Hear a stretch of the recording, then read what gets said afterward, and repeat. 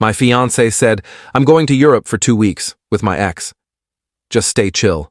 I replied, "All right, whatever you want." The next day, I canceled our wedding venue, hired a private investigator, and when she landed at the airport, what happened next? She never saw it coming. I'm 38 years old, and 3 weeks ago I was engaged to someone I thought I knew. Vanessa and I had been together for 4 years, engaged for 8 months. We were supposed to get married in June. Venue booked, deposits paid, invitations ordered. The whole thing. I thought we were building something real. 2 Thursdays ago, Vanessa came home from work around 6 p.m. and sat down across from me at the kitchen table. She had this weird energy, nervous but also defiant, like she'd already made up her mind about something and was just going through the motions of telling me. "I need to talk to you about something," she said. I closed my laptop. "What's up? You know how I've been reconnecting with old friends lately?" "Sure," I said. She'd been on social media a lot more than usual, always on her phone. "Well, I've been talking to Cameron, my ex from college, Cameron." I knew the name. They dated for 3 years, broke up 7 years ago when he moved to London for work. She'd mentioned him maybe twice in 4 years, always in passing. "Okay," I said carefully. "He's been going through a rough time. Divorce, job stress, the whole thing. We've been talking and he invited me to come visit him in London. He wants to show me around Europe for a couple weeks. Paris, Amsterdam, Barcelona." I stared at her. "You want to go to Europe with your ex-boyfriend?" "It's not like that," she said quickly. "It's just as friends. He needs support right now, and honestly, I could use a break too. Wedding planning has been stressful." "Wedding planning for our wedding?" I said. "I know, but this is important to me. Cameron was a huge part of my life once. He's going through something difficult. I want to be there for him." "For 2 weeks. In Europe. Alone." "Yes." I sat there trying to process what she was saying. "And you think this is appropriate? You're engaged." "Which is exactly why you should trust me," she said, and there was an edge to her voice now. "I'm not asking for permission, Marcus. I'm telling you what I'm doing. I already booked the flight. I leave Saturday." "This Saturday? As in 3 days from now?" "Yes." "And when exactly were you planning to tell me?" "I'm telling you now." I took a deep breath. "What if I'm not okay with this?" She looked at me like I was being unreasonable. "Then you're going to have to deal with that." "Because I'm going. Cameron needs me, and honestly, I need this. I need some space to think." "Space to think about what?" She hesitated. "About us. About whether getting married is really what I want." That's when something clicked. This wasn't about supporting a friend. This was about her having second thoughts and running away to figure them out with her ex-boyfriend. "So let me get this straight," I said slowly. "You're having doubts about our marriage, and your solution is to fly to Europe with your ex for 2 weeks. I need clarity," she said. "Just stay chill about this, okay? I'll be back before you know it, and we can talk about everything then." I looked at her for a long moment. This woman I'd spent 4 years with. This woman I'd proposed to on a beach in Maui. This woman who was now telling me to stay chill while she went on a romantic European vacation with her ex. "All right," I said quietly. "Whatever you want." She looked relieved. "Thank you. I knew you'd understand." She went to the bedroom to start packing. I sat at the table, staring at nothing, feeling this cold clarity settle over me. Update. One Friday morning, Vanessa left for work early. She had meetings all day, she said, would be home late, probably wanted to avoid more conversation about her trip. The moment she left, I got to work. First, I called our wedding venue, explained there was a situation we needed to cancel. They said the deposit was non-refundable, $5,000. I said fine, cancel it anyway. They processed the cancellation while I was on the phone. Then I called the caterer. Same story. Lost another $2,000 in deposits. Didn't care. Florist, photographer, DJ, I canceled everything. Some were understanding, some weren't. I lost about $12,000 total in deposits. Worth every penny. Next, I called my buddy Jake. He's a lawyer, handles all kinds of cases. I told him what was happening. "You need a private investigator," he said immediately. "Document everything. If she's cheating, you'll want proof." "For what?" "We're not married yet." "No, but you've been living together for 3 years. Depending on how this goes, you might need documentation for your own peace of mind. Trust me on this." He gave me a number. I called. A guy named Rick answered. Gruff voice, no nonsense. I explained the situation. He said he could have someone follow them in London, Paris, wherever they went. Professional, discreet, photo and video documentation. It would cost me about $5,000 for 2 weeks of international surveillance. I hired him on the spot. "One more thing," Rick said. "I'll need her flight information, hotel bookings, anything you can get me." I went into Vanessa's email. We'd always shared passwords. For emergencies. Found her flight confirmation. London Heathrow, arriving Sunday morning. Return flight 2 weeks later. I also found hotel reservations. Not hotels, plural. Hotel, singular. 1 room in London, 1 room in Paris, 1 room in Barcelona, all booked under both their names. I forwarded everything to Rick. Then I went to the bank and moved half our joint savings into a new account in my name only. We had about $40,000 saved up. I took $20,000. She could have the rest. Vanessa came home at 9 p.m. Friday night. I was on the couch watching basketball, acting completely normal. "Hey," she said, dropping her bag. "How was your day?" "Fine." "You?" "Busy." "I'm exhausted." She sat down next to me. "I'm flying out tomorrow at 2 p.m. I'll take an Uber to the airport." "Sounds good," I said. She looked at me. "You're really okay with this?" "You said you're going either way." "So yeah, I'm okay with it." She smiled and kissed my cheek. "Thank you for being so understanding. This is why I love you." I didn't say anything. Just watched the game. Update 2 Saturday afternoon, Vanessa left for the airport, hugged me goodbye, said she'd text when she landed, told me not to worry. The moment she was gone, I started packing her stuff. Everything. Clothes, shoes, toiletries, books, everything that was hers. I was methodical about it. Labeled boxes, made an inventory. Took me about 6 hours. Sunday morning, I got a text. Landed safe. London is beautiful. Miss you already. I didn't respond. Monday morning, Rick called me. "I've got someone on them," he said. "They picked her up at Heathrow." Went straight to the hotel. You were right, 1 room. They had breakfast this morning at the hotel restaurant. Lots of hand-holding, kissing. "I've got photos." "Send them," I said. He emailed me a dozen photos. Vanessa and Cameron holding hands across a table, Cameron's arm around her shoulder, them kissing on a street corner in front of some tourist attraction. In every photo, she looked happy. Genuinely, radiantly happy. I felt nothing, just cold, calm clarity. "Keep documenting everything," I told Rick. "I want a complete record." Tuesday, Vanessa called me via WhatsApp. "Hey, how are you?" She sounded cheerful, energetic. "Fine. How's London?" "Amazing. Cameron's been showing me all these incredible places. We went to the British Museum today. Tomorrow we're going to Bath." "Sounds great. You're being so cool about this. I really appreciate it." "No problem. I'll call you again soon. Love you." "Yeah," I said. "Talk later." She didn't seem to notice I didn't say it back. Wednesday, Rick sent more photos. Vanessa and Cameron in Bath, walking along the Roman baths, her head on his shoulder. Thursday, they took the train to Paris. Photos of them at the Eiffel Tower, kissing in front of it like tourists.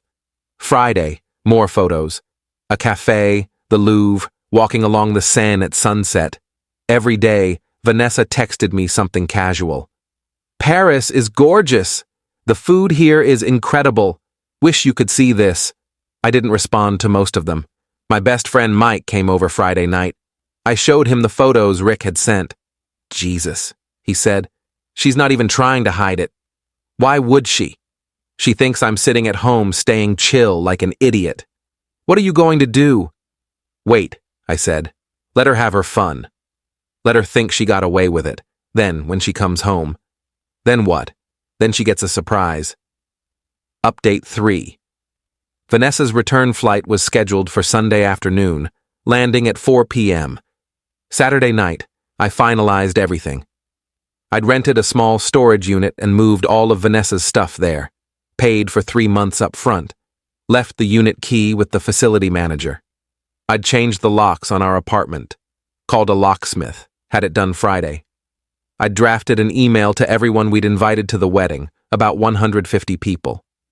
The email explained that the wedding was canceled due to unforeseen circumstances and thanked everyone for their understanding. I scheduled it to send Sunday at 5 p.m. I'd also created a shared photo album, just 30 photos from Rick's surveillance, the clearest ones, the most damning ones.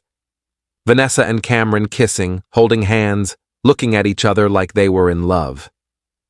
I titled the album Vanessa's European Adventure and made it visible to only her family and close friends, scheduled to share at 5 p.m. Sunday. Sunday at 3 p.m., I drove to the airport, parked in the arrivals area. Vanessa had texted me her flight was on time. At 4:17 p.m., I saw her come through the international arrivals gate, pulling her suitcase, looking tan and relaxed. She saw me and waved, smiling. She walked over. Hey, I missed you. She tried to hug me. I stepped back. Get in the car, I said. Her smile faltered. What's wrong? Just get in. We walked to the car in silence. She kept glancing at me, confused. I loaded her suitcase in the trunk, and we both got in. Marcus, what's going on? I pulled out my phone and handed it to her. On the screen was one of the photos. Her and Cameron kissing at the Eiffel Tower. Her face went white. Where did you get this? I hired a private investigator. I have about 200 photos and hours of video from your entire trip. Every kiss, every time you held his hand, every night you spent in the same hotel room. Marcus, I can explain. I don't want an explanation. I want you to listen. The wedding is canceled. I called the venue, the caterer, everyone, lost 12 grand in deposits. Don't care. Our apartment, I changed the locks. Your stuff is in a storage unit on Riverside Drive. Here's the key. I handed her a small key. It's paid up for 3 months. After that, it's your problem. You can't just kick me out. I live there. You don't anymore. The lease is in my name. You're not on it. You have no legal right to be there. This is insane. You're insane. Also, I continued, ignoring her, in about 30 minutes, everyone invited to our wedding is getting an email explaining that it's canceled. And everyone in your family and friend group is getting access to a photo album documenting your European affair. So you might want to turn off your phone for a while. She stared at me in horror. You wouldn't. It's already scheduled. Can't stop it now even if I wanted to.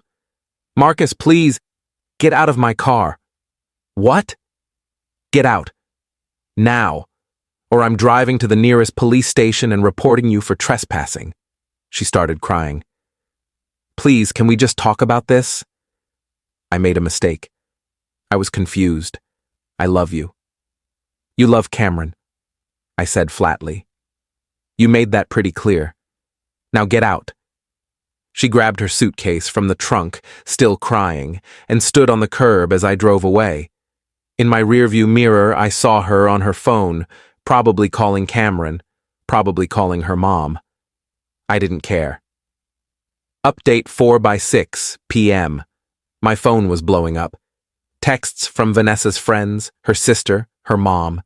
Some angry, some confused, some actually supportive. Vanessa's mom. How could you humiliate her like this? She made a mistake. You're cruel. Vanessa's sister. I just saw the photos. I'm so sorry, she's a mess. We had no idea. Vanessa's friend Amy. You're handling this all wrong. You should have talked to her first. My brother. Saw the email. Good for you, man. She didn't deserve you. I turned my phone off. Monday morning, Vanessa was waiting outside my apartment building. She looked terrible. Red eyes, rumpled clothes, like she hadn't slept. "I need to talk to you," she said when I came out. "There's nothing to talk about." "Please, just 5 minutes." I stopped. "You have 3 minutes." "I'm sorry. I'm so sorry. Cameron and it wasn't supposed to happen. We were just reconnecting and things got out of hand. I never meant to hurt you." "But you did. You went to Europe with your ex, slept with him for 2 weeks, and expected me to stay chill about it. That's not a mistake, Vanessa. That's a choice." "I know, but I love you. I want to work this out." "What about Cameron?" She looked down. "That's over. He told me yesterday he's not interested in anything serious. He just wanted a fling." I actually laughed. "So you only want me back because he rejected you?" "That's not—" "Your 3 minutes are up." I walked past her to my car. She called after me. "I'm not giving up on us." I drove away without looking back. Final update. It's been 6 weeks. The fallout was spectacular. Vanessa tried to salvage her reputation by claiming I was controlling and that she'd been emotionally trapped in our relationship.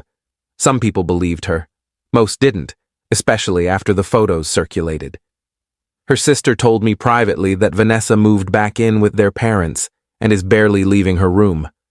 Cameron apparently blocked Vanessa on everything after she kept calling him, asking if they could try long distance. Turns out he really did just want a vacation fling. I got a new apartment, smaller but nicer, on the other side of town.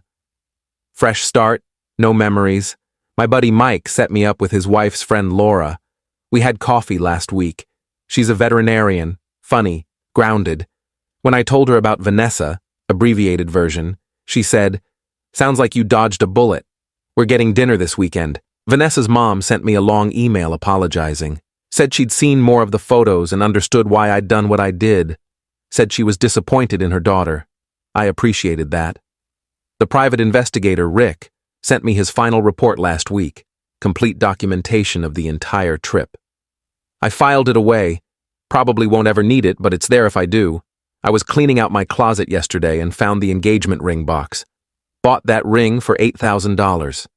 Diamonds, platinum, the whole thing. I took it to a jeweler to see what I could get for it. He offered me $4,500. I took it. Put the money toward my new apartment. Someone asked me if I regret how I handled things.